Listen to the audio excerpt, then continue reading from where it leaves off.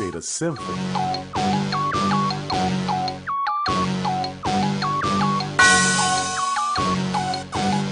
Yeah. I love my HBCU, and boy, I love it, love it. I love it, love it. I love my HBCU, and man, I hope my team they won one. I hope my team they won one. Yeah, man. I hope my team they won one. I hope my team they won one. I tune into the HBCU Sports Lab to see if my team won or lost.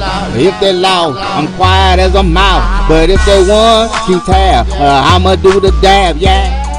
Dr. Cavil, he know what he be talking about. Mike and Charles, they know what they be talking about. They compress the analytic data with your hip hop. If you know them like I know them, they gon' tell you if your team, if they won or lost, and who the ball. So listen to Professor, yes sir, and pay attention, cause he gon' teach us. This is Dr. Cavil with Inside the HBCU Sports Lab with Mike Watson and Charles Bishop. Mike Watson is on assignment, or maybe I should say Charles and I are on assignment. And you're going to get the full experience. You all said y'all want to know what it's like to be celebration mode.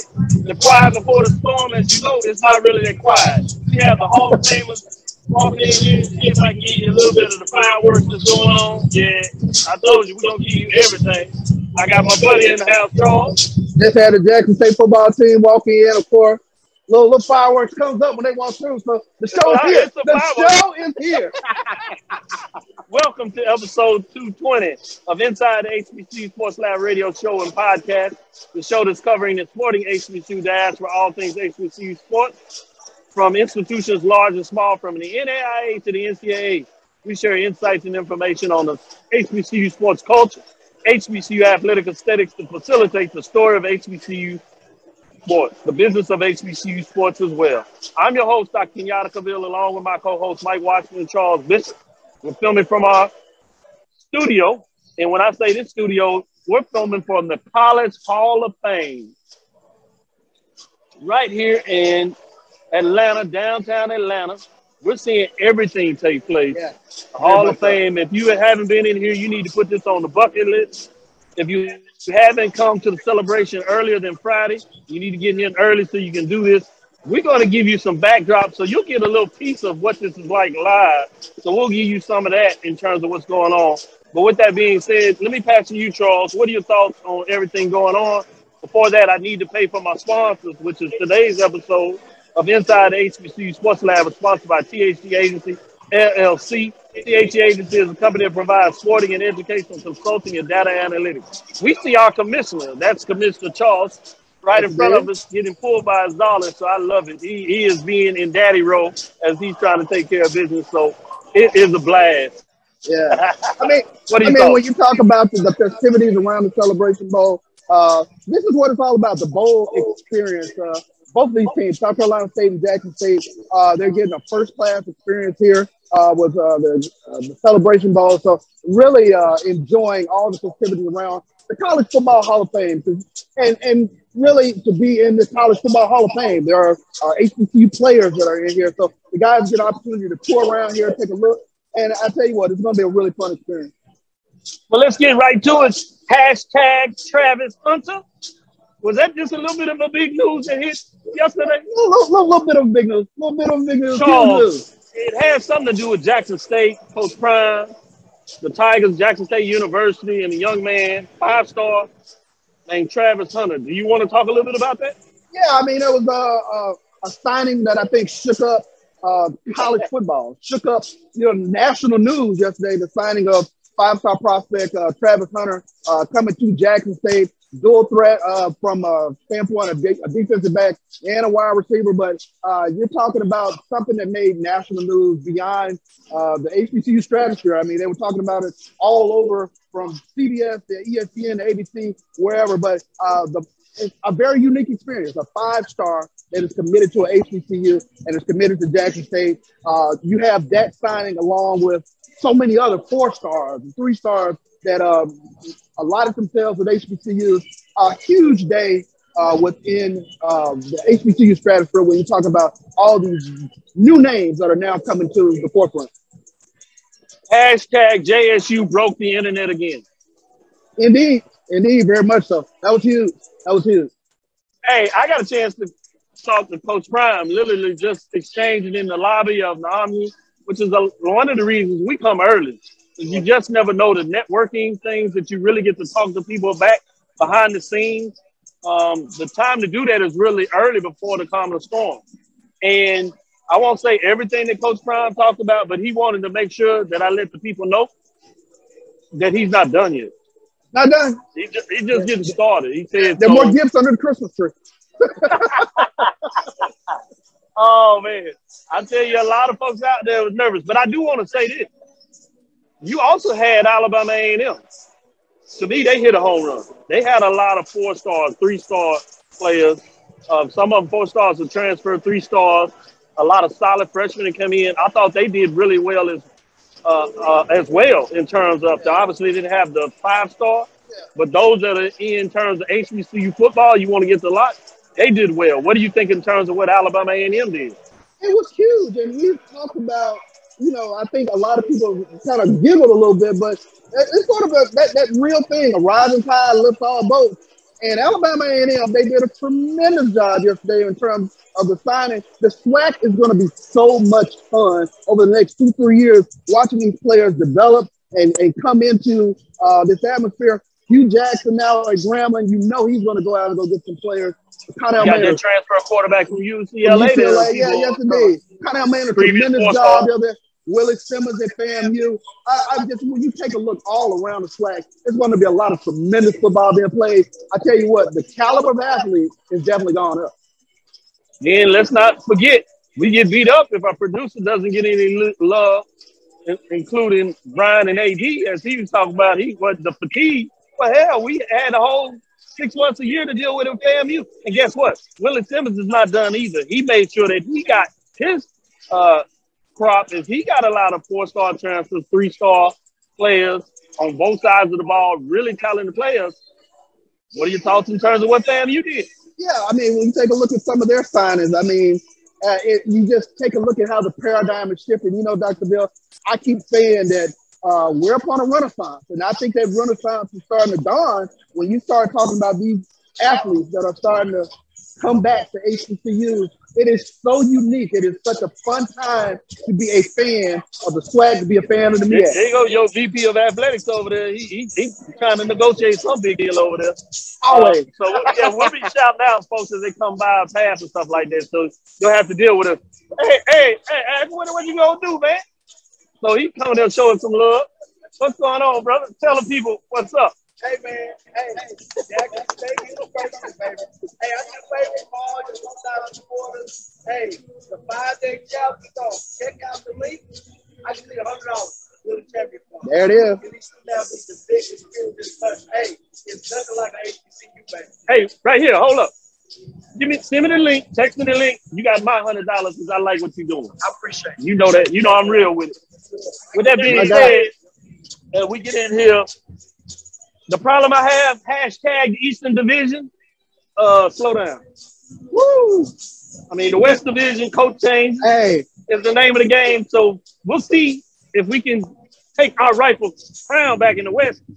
When you stop and take a look at Alcorn, Grambling, Prairie View, Texas Southern in the mix, UAPB was in the spring championship. The Southwestern Athletic Conference is forget about Alcorn. Definitely not. And then what was almost didn't under the radar, Cedric Thornton going from Alcorn to Grambling. Oh my God! You talk about one of the preeminent defensive coordinators in the conference, and you'll see his name on the short list of a lot of head coaching vacancies. But you're talking about Grambling, huge get. That was huge. I think that's going to be one of the quiet things that people will pick up a little later in terms of off-season moves that wasn't really talked about a lot, and it's just because of timing in terms of Celebration Bowl, obviously with the 5-star with Travis Hunter, and what the other programs in the Eastern Zones in terms of recruiting. So it's going to be fascinating. But February signing day is going to be another big day. We might have a couple of other things, like you said, under the Christmas tree in between there, but that's another beat marker. More to come. More to come. I think that's the thing. More to come. We heard it here. There's more to come. I can't stand you. I can't stand you. This is Dr. Cavil with Inside HBCU Sports Lab with Mike Watson, Charles Bishop. We're all in excitement. If you haven't seen or heard by now, we're actually at the Celebration Bowl in Atlanta at the College Hall of Fame Museum, where they do the Champions Banquet with the host. They'll bring in the new class of the Black College Hall of Fame. They'll get a chance to be introduced, formally talking about the fact when they'll have their ceremony, which is moved from February into the summer now. And so you'll get that final notification of who's going to be in this class, which should be fascinating when out there. We'll take a quick break. We'll come back after this break. And then we'll give a shout out for some of those that are following us in there. Shout out to G. Boom Holly. He's usually here with us, but looks like he couldn't make it this year. So we'll make sure that we show him all the proper love that he should get. Stick with us. This is Dr. Cavil inside HBCU Sports Lab. We'll be right back after this break to give you. The Cuvée Group is a Florida-based marketing and training consulting firm. We help businesses communicate to their target audience and engage them in conversation. We also help to expand their audiences, which will ultimately result in growth for those organizations. In addition to being a certified constant contact specialist, my colleagues and I are also certified in John Maxwell Leadership Principles. We use these proven principles to conduct workshops, training, and private coaching sessions for individuals and companies looking to take things to the next level. Contact us to schedule a free consultation. Issues today, don't delay, call Cuvée. Nope. Nope. Come on, him? Ooh, I like him.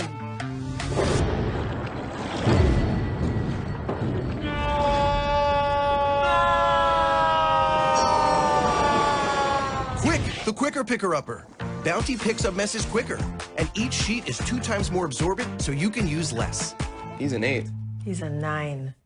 Bounty, the quicker picker-upper. Maureen is saving big holiday shopping at Amazon, so now she's free to become Maureen the Merrier. Food is her love language, and she really loves her grandson. Like, really loves. It's never too early to plant the seed, to share the tradition, and instill a sense of pride in your HBCU with your little ones. HBCU Pride and Joy Children's Boutique helps you share your school spirit with a wide selection of adorable kids apparel and accessories officially licensed from your favorite HBCU. Visit hbcupridejoy.com and follow us on all social media at HBCU Pride Joy on Facebook and Twitter. Press the analytic data with the hip hop. If you know them like I know them, they gon' tell you if your team, if they wanna loud, and who the ball. So listen to Professor, yes sir, and pay attention. This is Dr. Cavil inside HBCU Sports Lab. Right now, to give you an update, the teams have been seated. You have Jackson State, to give you a background, they're in their blue. Jackson State has custom from Straight Hand Partnership, right? With the famous JSU logo. You have South Carolina State. They're in here as well. Moving around, you have the Hall of Famers in their red jackets. So everybody's looking really nice. People are getting ready to start things up.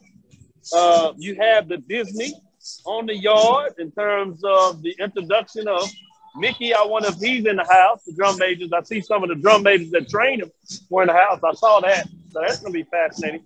I did want to say this before we get into the MEAC and the television and some other additional news from a basketball perspective. Some key wins this couple of weekends. Texas Southern got another win. They did it with 8 players in terms of COVID, so that's fascinating.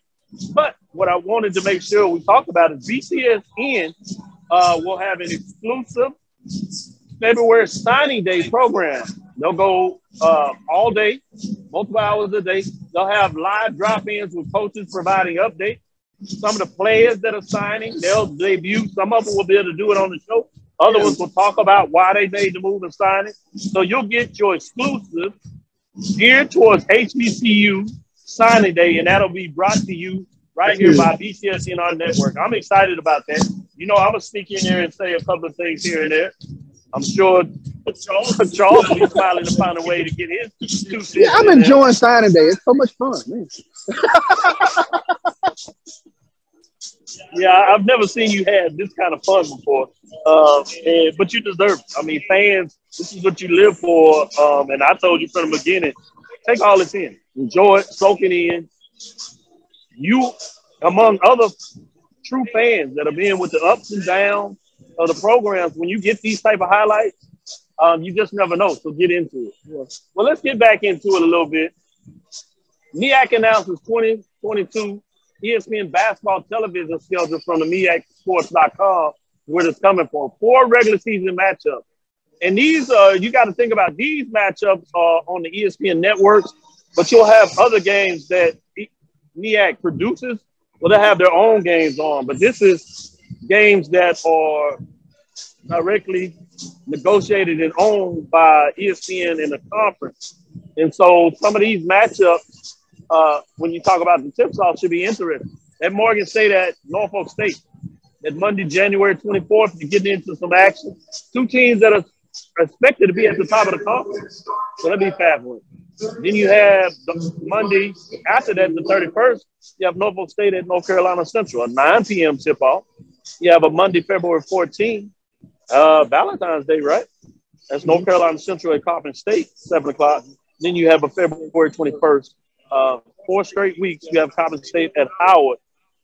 That's on the men's side. What are your thoughts in terms of those, and not in terms of those matchups? A lot of tremendous matchups, especially when you talk about the start that Norfolk State has had for this season. They have been a true gift to HBCU basketball with the way they started off the season. And then you talk about them playing up against Morgan State, North Carolina Central, always a favorite within the MEAC. So we got some tremendous matchups coming up that ESPN is going to be broadcasting. And we talk about exposure. So this is what it's about. This is really what you want the MEAC to really get that platform. And the Southwest for the conference as well. Great point. And then you also have the fact that you have a tournament, which will be Wednesday, Thursday, Friday, and Saturday.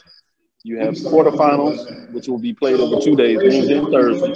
Then you have the semifinals on Friday, and then obviously the championship game is Saturday, which will be on ESPN, as you know, one of their networks. So that's going to be fascinating to see what that looks like. So I'm fascinated in terms of what's going on there. You can hear the program that's going on behind us here. ESPN events. They're presenting the players now and whatnot. So this is a tremendous experience for these guys to get a part of this. Okay. Let's see if we can let you listen in just for a little bit, and then we'll come right back to it. My pleasure to be there. Perfect. And that's all we got to do. Perfect. Okay. Oh, okay. Oh, please. Y'all go. It's a very interesting question Willie Alex Hines puts out there. Can the SWAC take the next step and do this at the national level in football? Yeah, I think it depends on how you really define that. I think in a lot of ways, HBCUs are national. It's a very unique perspective of being national because it's a unique market. So I'm imagining he's talking about going past that niche market. Can they do it? I think there are a lot of impediments for that to happen. About all the influx of money that's taking place, it'll be a challenge to do that. But I think with what you're seeing taking place now, it's certainly a chance for HBCUs to take the next step of being more of a traditional, or what we see now as a national brand in a collection. I certainly think the SWAC is really ahead of their curve. I think really for that to take place and get it seriously, you have to see the SWAC move to the FBS level. There's a plan on that. You know, will it really happen? We'll see. How long it will take is another question. And that is something that will give you a better idea. Can we take that national step? What are your general thoughts on this? That's a very interesting question in terms of taking the next step. I think you can make a great argument that the talent level will have gone up tremendously. When you start talking about four-star players that were at Power 5 programs, and, you know, we had a very interesting conversation with Coach Dennis Thurman the other night where he talked about, you know, there is another level that an athlete goes to and he's able to impose his will on an athlete that is not at that level. And we're starting to see, you know, I think we saw it a little bit with Jackson State this past year, that they definitely had a team that, you know, kind of imposed the will at times. But, you know, when you start talking about the rest of the teams in the conference, you're getting their talent level up as well. So this is why I think it's going to be so much fun, so exciting. It's going to be the next issue is to see if they're going to be a team that rises to really provide a foil to Jackson State. Right now, it looks like that team may be playing. Could it be Alabama A&M? There's been a little bit of, you know, back and forth. Them winning the championship last year, the 1 point loss to FAMU. Do you get a crossover rival? You know, for everything to change there. But what does that look like? I think that's going to be important to see who's going to step up and at least try to provide a platform for Jackson State to seriously have a framework. And it has to be above the rival. If it's a rival, it's great. You know, if it's Southern, for example, Grambling, and now FAMU. But it has to be above that. I think the other interesting thing is we start talking about this infusion of coaches that we have not seen within the HBCU ranks.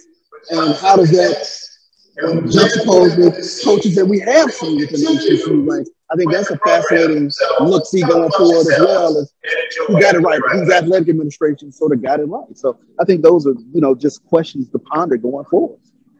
Shout out to Lonnie. Must admit, to some degree, we kind of missed North Carolina A&T being in the mix here. It seems like they did all that. He says y'all better watch out for South Carolina State mascot Bulldog Spike. He may have gotten his implants for the CB. Yeah, they're going to have a bite. It's not that people overlooking South Carolina. But the reason so much focus is on Jackson State is because of what they have done this year. And I think it's less about trying to be dismissive of South Carolina State, but it's about in terms of how impressive Jackson State has been. But like any football game, I mean, you got to play it. It's played on the field. So, you know, there's some things that South Carolina State is planning for that will be good. It'll be good. To me, the question is if, and a lot of people haven't really watched Jackson State. They just seen the score right at the end, and they saw the wins add up. So if you hadn't watched the team, and you may have seen the scores, or you may have gotten to the statistics, or you've seen parts of games, you'd be like, this team may not be overwhelming in terms of what you see, and so you see that.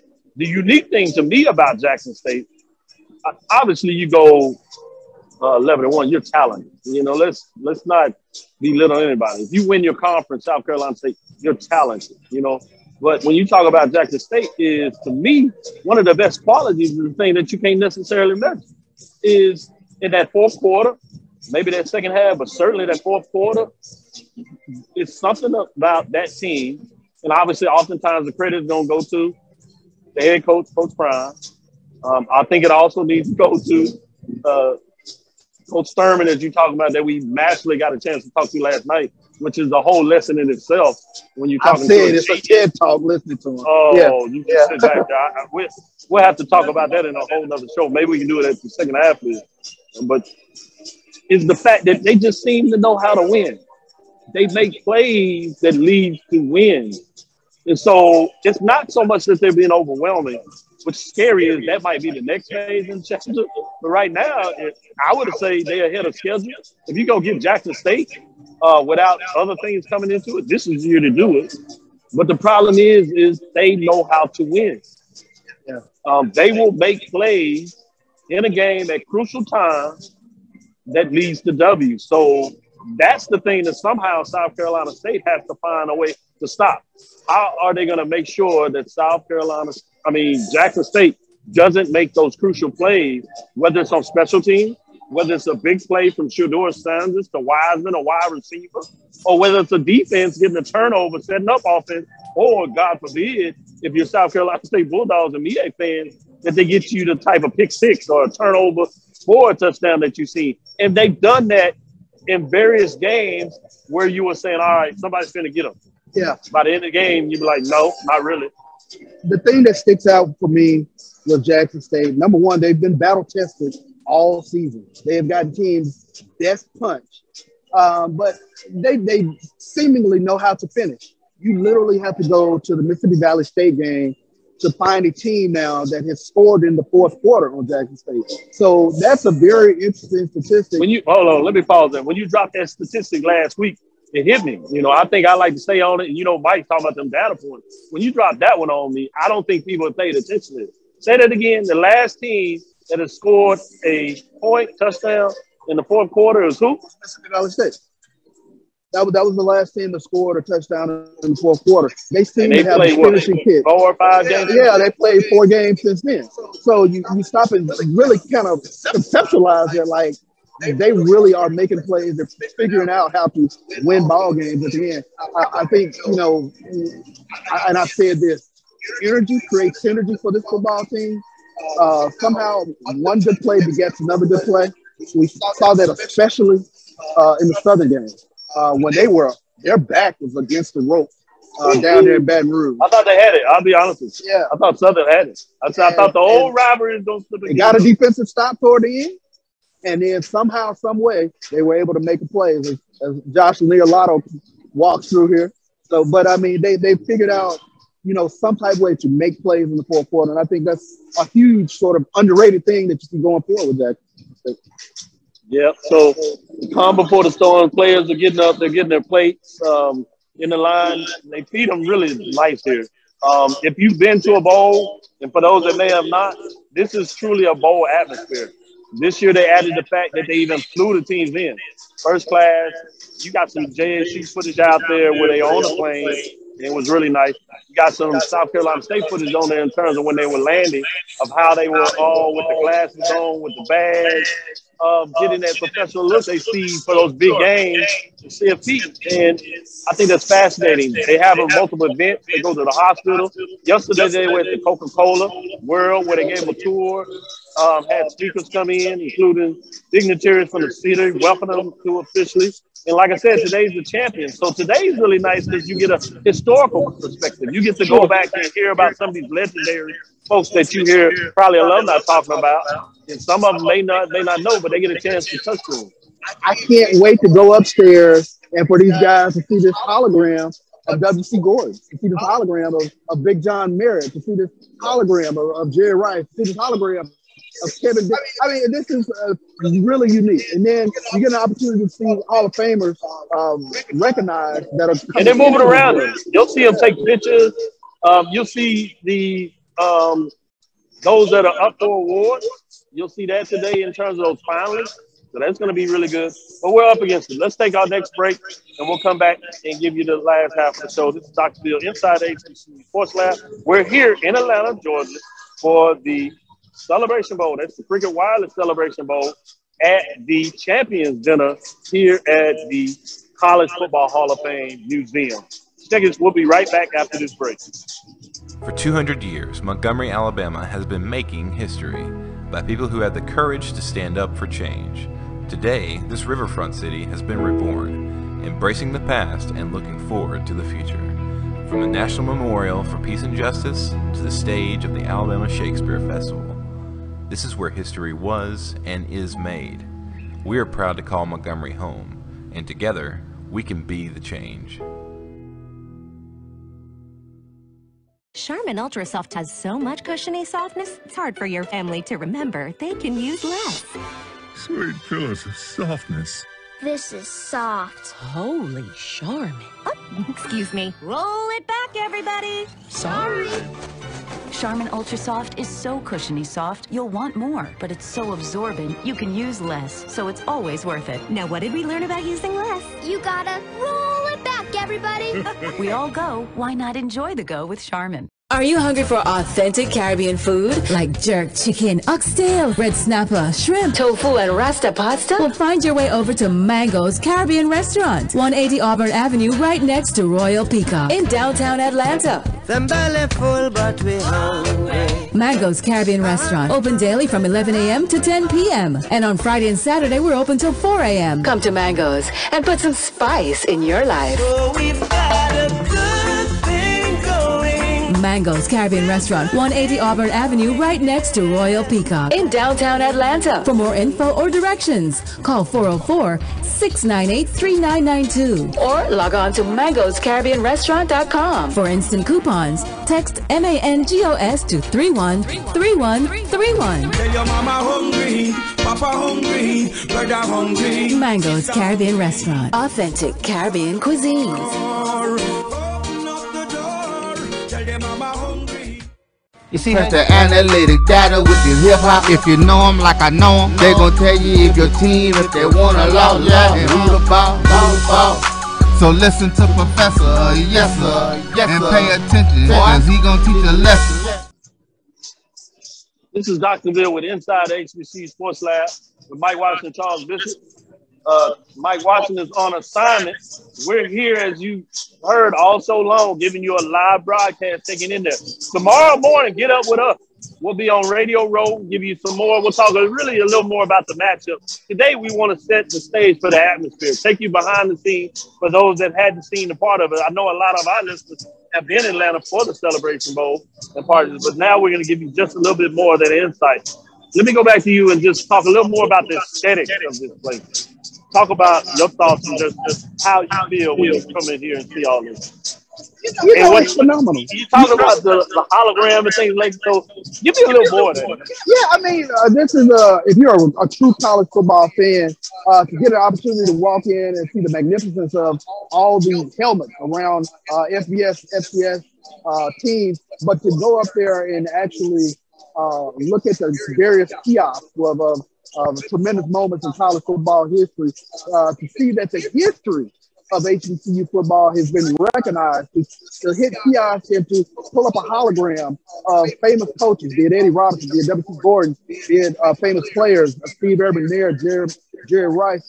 It is truly an overwhelming experience if you're a college football fan. So I encourage all of our HBCU fans to make sure that you make a pilgrimage to the Celebration Bowl, and then take in the sights and sounds of Atlanta, and of course come to the College Football Hall of Fame, because it is a tremendous experience to be a part of it. Dr. Bill, you and I, we have not missed Celebration Bowl. This is the sixth Celebration Bowl. Yeah. And it would be more, except for they don't have no more. Right, exactly. So it has been a real fun experience to be a part of, and then to be able to ingratiate ourselves within this atmosphere where we broadcasted live from here. This is the first. So to get an opportunity to do all that, and then for me, it's a very unique experience. My team that I've grown up on has actually made it to the Celebration Bowl. So it's phenomenal for me. Great point you're making there in terms of how it changes when it's your team. You know, we've been here covering it's your team. And to that point, you know, to see, you know, both of us have been a part of the SWAC championship game in terms of winning, losing that side of it. But it's different when the winner gets to go on to the Celebration Bowl and the loser has to go home. So, yes, you did. I know there were some questions out there that you thought about that you wanted to kind of discuss. What are you going on there? You know, one of the things that really jumped out yesterday, and I give Coach Prime all the credit in the world. He talked about the signing of Travis Hunter today, but there was all this negative backlash with regard to him signing at an HBCU from national publications, even some within our own community. Like, how could it happen? And for whatever reason, it was completely hard to conceptualize that a five-star athlete could look at an HBCU, could come to an HBCU game, because it's documented that he was at the Jacksonville All-Foreign game, that he could see 58,000 people there in the stands, and not only get the exact same thing that he would get at a Florida State-Miami football game, but the environment of the bands battling each other, 58,000 people, a football game, and to actually conceptualize and be a part of that was so very hard for a lot of HBCU fans and, of course, national fans of college football. And I just thought that was just a unique sort of dynamic to really step back and take a look at. Well, let's first time and be fair with it, and then we can go a little deeper in there. And we will get into the battle of the bands. We're going to talk about this because, you know, my poll ranking is frozen this week, just like the overall polls where we talked about. But it is a top 10 matchup when you have South Carolina State, the marching 101 at number 9, and Jackson State at number 3. So the top 10 matchups, just like a top 5 matchup on the field in terms of 2 champions that were undefeated in terms of the conference play. But this has never been done, not just for HBCU, since it's been recorded. Now, that's a short history, so we need to talk about that too. So a lot of folks fathom this because their memory is not long. So they're not going back to talk about the history of some of the, literally, the legendary players at the professional level, NFL for the most part, that were so much legendary that they actually had awards named after at both the FCS level and coaches as well, right? And so that's part of it, that those that are in it see that and understand that there's a rich history that you can touch back on. So this has never been done at the FCS level since they started recording this framework of 4 and 5 stars. So Coach Prime got kind of hit for that he was going to go after 4 or 5 star and that he had a great class and never been done before. And I tried to tell everybody, relax. He's not saying that these players are greater than those past legends. He's saying since they started recording this is the best record it has. That's an accurate statement. And if you're about branding, you always got to talk about your accolades. One of the things that we have to be careful for, we fuss at Coach Prime in terms of doing that, but some of the best institutions, they do that all the time. You think Alabama is bashful at telling you about how many championships they won or what Nick Saban's going to do and this and how many star players he got? They calculated. Texas A&M, who had the number 1 recruiting class, you think they're going to be quiet about that? That's a branding opportunity, and how you make that a sustained point is you communicated effectively to the public that this is where we are, this is what the SEC is, this is what we're supposed to be about, this is why y'all going to be mad, because we don't just stop, we go get more. We like glutton for punishment. We going to bring in Oklahoma and Texas. Because why? Because we can. Not because it's right or we shouldn't. Obviously about money, but it's because we can. So that's what we're going to do. So that's one thing that you have to think about. So for a lot of people, it's hard to fathom because they don't know the history. Sure. So it's our job as folks that are protected in history or attached to the history or love the history or recognize the history is to communicate that effectively. Do these type of channels. Anytime you get a chance for somebody that's serious that want to be educated. For fools, you ignore fools. I don't deal with fools. I let y'all go and knock them down. Some of y'all do some great jobs of putting them back in their place. But I really, I like my elders when they talk about that. I do not, teach folks that are lower than me. Famous Dr. Hendrick talked about that in terms of so many different ways. And so Henry Clark, I'm referencing there, he talked about that in terms of he doesn't engage in debate. All others he teaches, right? And so if you know better, and you got to be careful in terms of who you truly engage with. Are they just trying to pick fun and belittle you? You don't entertain that. It's like your mom and your great-grandmothers and our ancestors and our elders talk to, but you look past that and you talk over that and you carry the torch in the way you're supposed to. And that doesn't mean you turn the other cheek. That means that you have a focus in what you're doing and you fight in terms of the real battles that you have in front of us. So I think it's important to contextually understand what is accurate in terms of history, but also in terms of time and moment. But how do you communicate that effectively so you can have more opportunities like this moving forward? Sure. So with that being said, let's take our last break and then we'll come back and we'll talk a little bit about the band. We'll close out and make sure you get a little more, tell you some final thoughts in terms of what's going on here. And make sure that you acknowledge, you see John Grant working the room, talking to everybody, doing his thing as he does. What are some of the other dignitaries you see in here, Charles? I know a lot of them up front, these Hall of Famers in here. You got a beautiful mural that you have. Great mural back there, yeah. On there, so you can't see it, which is the framework of A Champion Will Rise, where it has South Carolina State, Jackson State, Cricket Wireless Celebration Bowl, ABC. It's great to see that logo up there, ABC. ESPN events in the corner there, 12 o'clock Eastern Standard Time. And we will be in the building. Personality here as well. So yep, they heard me talk about who's them seeing it. So they've gone in on it. So stick with us. We'll be right back after this last break, fourth quarter. We're going to go there and bring you forward. And we're going to tell you about that. I also want to give a dignitary to a lot of the military, particularly Air Force Academy. As you know, They previously were the sponsors of a lot of those dignitaries out here. So we certainly want to say thank you for their service and what they do in terms of allowing us to be able to do this in a lot of ways. Dr. Seville's inside the HBCU Sports Lab with Mike Washington, Charles Bishop, here on site, live here at the College Football Hall of Fame Museum in Atlanta, Georgia, for the Cricket Wireless Celebration Bowl Champions Banquet. Stick with us. We'll be right back after this last break. You see, Head & Shoulders has scalp shield technology, protects against flakes even between washes. It's never not working. Kind of like us. We're never not working. Number 15?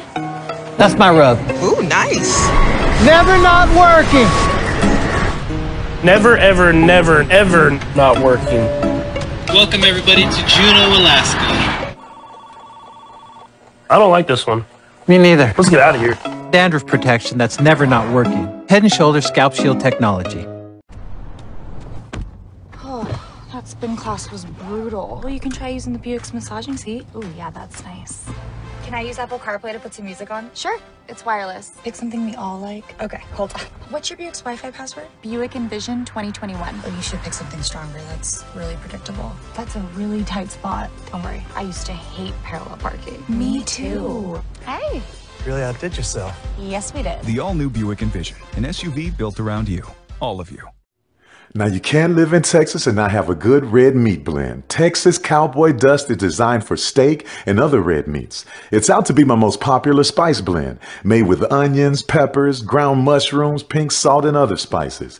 Texas Cowboy Dust also goes great with chicken, pork, vegetables, and adds a restaurant quality sheen to gravies and sauces.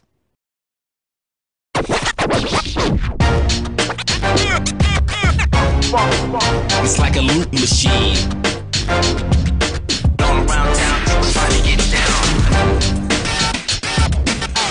Press the analytic data with the hip hop. If you know them like I know them, they gon' tell you if your team, if they wanna loud, and who the ball. So listen to Professor, yes sir, and pay attention, cause he gon' teach a lesson. This is Dr. Bill inside the HBCU Sports Lab with Mike Washington, Charles Bishop. Yeah, I see Lonnie talking about JSU schedule, Sam Houston State. Sam Houston State will be transitioning to FBS. So it'll be interesting if they're willing to play the game, first of all. And North Carolina A&T can schedule Sam Houston State. How about that? I was going to ask in terms of what that looks like, in terms of that, where they want to go. But the other thing is, you know, what are you going to talk about if the SWAC and JSU is FBS? Then I would like to see that Sam Houston State and Jackson State when it's FBS, when it's equal. When they providing 85 scholarships and Jackson State playing 85 scholarships. That's a whole different framework. Playing 85 scholarships. You know, what does that look like then? So, you know, I'm talking about when you really going to see where somebody is leveling the playing field when you talk about the same scholarships. I don't get into these little put my chest out to prove myself. I'm looking at in terms of what it really means when you have the opportunity to measure people in terms of where they are when they're on equal footing in terms of scholarship opportunities with that. Let's get into the last segment where there's also this little thing called the Battle of the Bands. It'll be 0 quarter, right? Charles out here waving to some of the Jackson State players as they're taking pictures in front of the helmets on the wall. James Houston, Arbogilla, Niles Gaddy out there. Oh, Lord. Boy. Tired of seeing them. I'm glad they in suits, not the pants. With that being said, talk about this little band matchup. Top 10 matchup. It's going to be fascinating. The world is getting to see two very exciting bands. I know South Carolina State people may not resonate in some of the top bands in that, but they have a very solid band. So it's going to be fascinating when you talk about this matchup on national TV. And for the first time in 5 years, you're going to see a different band that you've seen the last 4 years. Obviously dominated by North Carolina A&T State. Central got in there one time. You had Alcorn understand. Grambling got in there twice in terms of that. So now you have two different programs. So what are your thoughts in terms of this? Coming into this matchup, Jackson State is 6-2, 4-2 overall. And remember in the poll rankings that I do for the Martin Sport, this is about competition. When two HBCU bands actually focus on each other and come together, what does that look like? And South Carolina State is sitting at 3-2, 1-1 in terms of the race overall standing, conference standing. So they have 5 matchups. So you see Jackson State has played more of these. So that's going to be fascinating to see in terms of just the competitive juices. The problem with it. But general thoughts, what are your thoughts about the marching sport in the halftime? You've introduced a unique dynamic, and a lot of people are talking about that unique dynamic of actually ranking bands that battle each other. Like you mentioned, the Marching 101, a lot of us have not had an opportunity, especially if you're over there in the SWAC country, to see the South Carolina State Marching Band. But people are well aware of the Sonic Boom of the South and what they bring to the table, their entertainment value. So to get these two marching bands to battle it out in front of each other, I think it's going to be a very unique experience. Looking forward to, these SWAC MEAC battles where you get a contrast in styles, if you will. So that's going to be fun to sit up and watch. And then, we're staying in the hotel, Sonic Boom of the South. They will be in the hotel tomorrow. There's going to be a huge meet and greet for Jackson State National Alumni Association in our hotel as well. You get an opportunity to see Hall of Famer Robert Brazil will be in our hotel. So looking forward to a lot more festivities around the Celebration Bowl, in addition to a fun-filled halftime show with the Sonic Boom of the South, the Marching 101. Great points there. As we kind of come to a close and get ready to hold this out, I did want to give a shout-out to some of the leadership. HBCU alumni, Tiffani-Dawn Sykes named to the NCAA Committee. People have heard about that. Senior Associate Athletic Director, Varsity Sports and Senior Women's Administrator, SWA. She's one of those young guns that I talked about. In the SWAC, you've seen some of these young guns excel and become VPs of athletics. To me, she's one that's on the line, whether it's in the SWAC, MEAC. See her, obviously, you have a lot of those that are coming up that are next in line. Dynamic crop of senior administrators, AD that are taking hold to fruition, if you will. You're starting to see all that movement, and they're bringing a business dynamic, a business mind frame with regards to marketing, branding, and things of that nature to HBCUs as well. So looking forward to even more of the young guns, if you will, to take their rightful place. Yeah, that's really cool when you talk about the Portland. Well, we're going to call it a show. They're about to start up, so we're going to get in here and get a chance to kind of relax and get back in there. So I did want to say that as we get out of here, I did want to say tomorrow, check us out in the morning. We'll be going 9 o'clock, 10 o'clock Central Time, 9 o'clock. We'll be getting ready to go here and bring you 2 hours of coverage of what's going on. This is Dr. Cavil with Inside the HBCU Sports Lab. I want to say thank you for joining and listening to HBCU Sports Lab. Make sure you share our podcast with your friends and colleagues. I am Dr. Cavil, the Dean of HBCU. Quoting from Inside the HBCU Lab, College of Sports, Mike Watson, Charles Bishop. Again, we want to thank you for listening to Dr. Cavil Inside the HBCU Sports Lab every Tuesday and Thursday at 6 o'clock, Sunday at 9 o'clock, tomorrow 10 o'clock. Check us out. Follow me, Dr. Cavil, on Twitter, Facebook, and Instagram. It's DrKenyattacavil. Again, it's DrKenyattacavil.